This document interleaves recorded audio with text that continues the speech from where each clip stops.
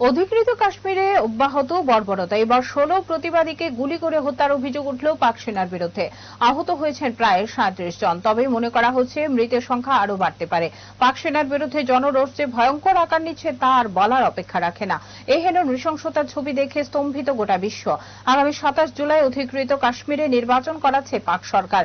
সে নির্বাচনের ফল সরকারের বিরুদ্ধে যেতে পারে, এই আশঙ্কায় সন্ত্রাসী সংগঠনগুলিকে সঙ্গে নিয়ে মাঠে নেমে পড়েছে সেনা। নিষিদ্ধ করা হয়েছে নাগরিক সমাজের জোট জয়েন্ট আওয়ামী অ্যাকশন কমিটি।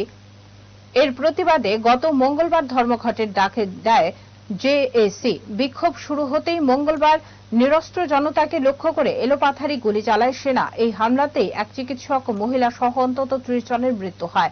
বৃহস্পতিবার ফের উত্তাল হয় অধিকৃত কাশ্মীর। অভিযোগ, বিক্ষোভ দামাতেই নির্বিচারে গুলি চালায় পাক সেনা। তাতেই অন্তত 16 জনের মৃত্যু হয়েছে বলে জানা গেছে। Step into a place full of new ideas and opportunities at Techno India University Tripura, where you learn, grow and build your future.